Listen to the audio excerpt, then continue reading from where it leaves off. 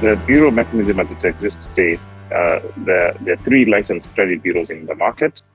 The three bureaus are regulated by the Central Bank of Kenya.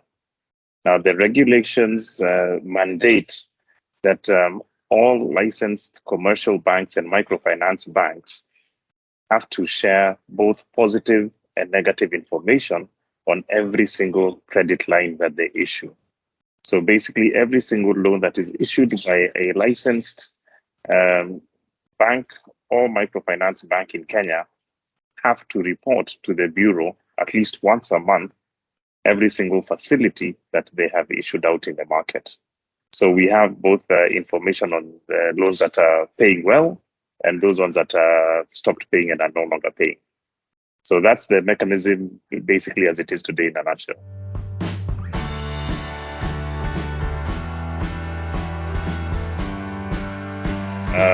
You apply for a facility at a bank. Once that bank grants that facility and the money is put into your loan account, the information of that loan is then reported to the credit bureau, saying that Dennis has borrowed X number of shillings on this date for this period of time, and that is information that is reported to the credit bureau. Every month, when you make a repayment to that facility, the bank reports to the CRB saying the loan that Dennis took on this date, he has paid X amount on this date as per the contract. And every month, the bank reports those repayments. Now, what then happens is that when Dennis stops paying that facility, it will show that on month 1, he did not pay. Then the second month, you don't pay. It shows month 2, you didn't pay. On month 3, if you don't pay, thereafter, on month 4, when they're reporting that facility, they'll say that that facility has now gone into default, meaning that you have reached the prudential guideline as per the central bank on what a default account is, 90 days past due. So at that point is when that facility is listed as a default on the bureau. However, prior to that, all the other listings would have been showing how you've been repaying on that facility on a monthly basis. So that's how the listing and reporting to the credit bureau is managed. For your mobile facilities, it's the same thing. The minute you take your M-Shwari loan, for example, that information is reported to the credit bureau. At the end, once you pay, the payment information is updated to show that facility was paid. If that information is not paid, it rolls over and shows that that account is now a certain number of days past due from when it was contractually agreed you'd pay back that facility.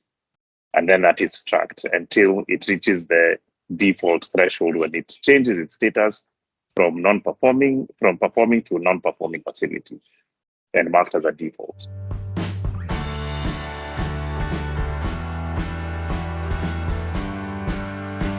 On the bureau, we currently have about 17 million unique or individual Kenyans listed on the credit bureau. 17 million people who have at one point or the other taken out a facility is what we have on the bureau. Out of those 17 million, 12 million continue to repay their facilities on time as per their contractual obligation. And that is the position as of today.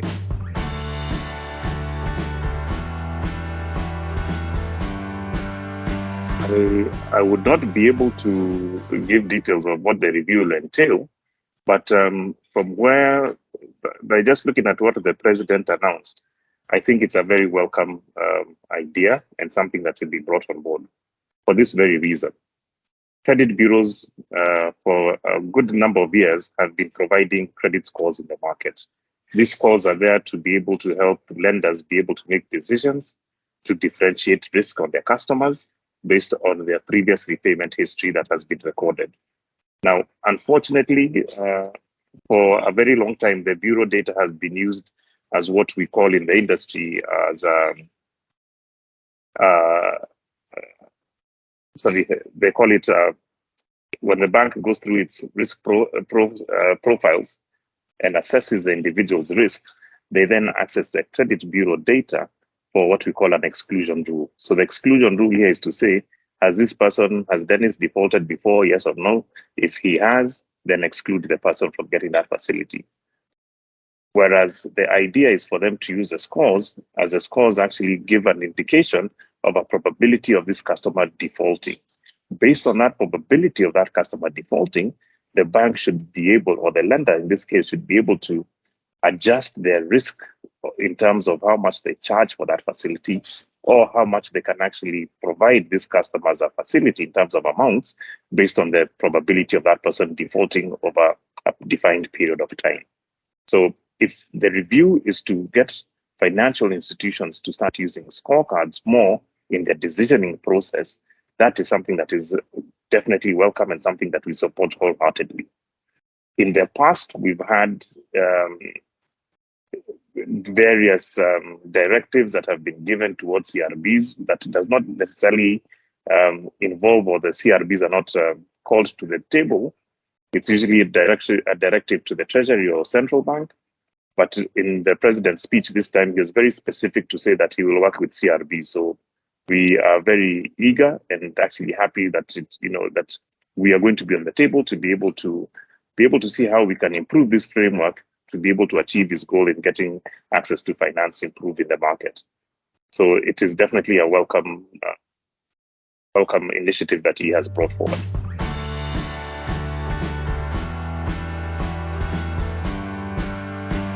So I didn't say how many have defaulted. I said that there are 17 million in total who are registered on the Bureau. Of those 17 million, 12 million continue to pay their facilities well. So they're paying they're performing. So that would leave only 5 million who have had an account going to default at some point or the other.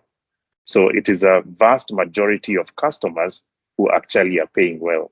However, if you are to use scores, we should be able to see this 12 million who are paying well be able to get bigger facilities, be able to get facilities at lower interest rate because they have proved that they are paying well. And this 12 million will be able to start spurring the economic growth that the president is hoping to be able to achieve. There's too much focus on the 5 million who are the minority, and there's too much activity given to them, but they're not really going to make a change to the overall effect of the economy when you've got a big number of 12 million people who are not getting facilities at more affordable pricing and even probably even larger amounts, despite them proving to be good payers.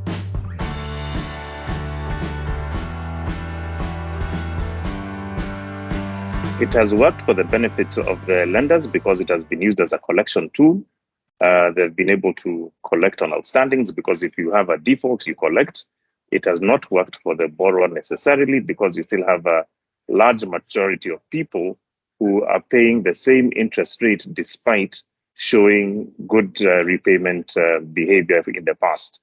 So all we're saying, the mechanism can be switched over, not as a stick, but as a reward to those who pay well.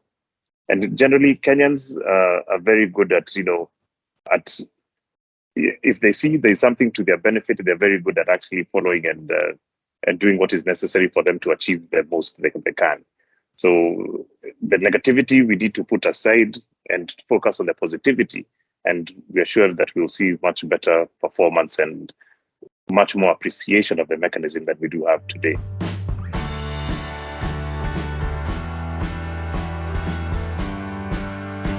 It's something that as a bureau, we've struggled about for over very many years. We have had scores in the market for many years. We've held trainings for institutions.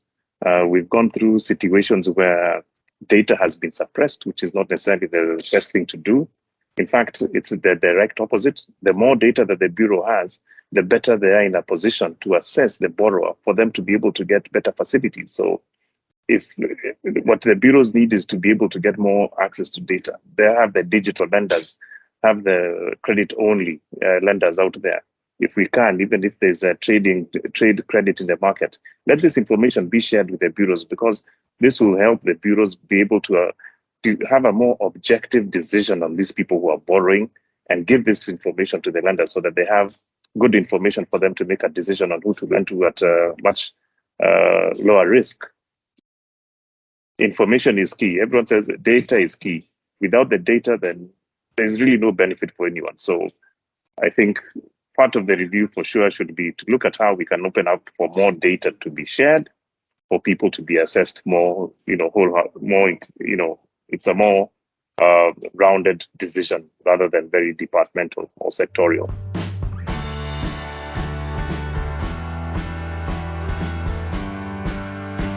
I would probably show the distribution of scores that we have of Kenyans in the market. And if you look at the distribution of Kenyans and how we've scored them on the Bureau, a good percentage of them are actually low-risk customers.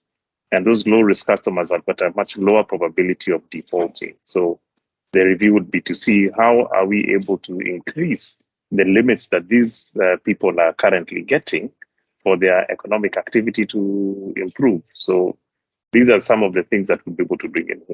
If we were able to have access to information on different information that could further inform to be able to help us validate things like affordability on customers, the facilities that we are recommending or not we don't recommend, but the facilities that we can prove or show to the lending institutions that customers could actually take up and pay would also be an additional benefit that would want to see in a review if they can be made available.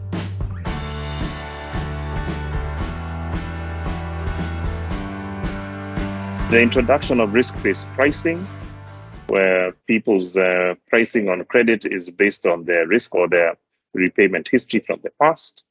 And I think the review, and generally the use of scorecard, using predictive analytics and opening up to data for decisioning processes, for decisioning are the two main areas that I see this review would bring in to benefit Kenyans as a whole and improve the economic activity.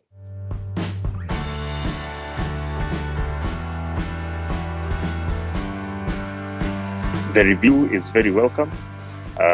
We just pray that the review will include the bureaus themselves in that discussion to give our insights on what is there. We do have a good number of Kenyans who are paying well and deserve to be rewarded for their good repayment history.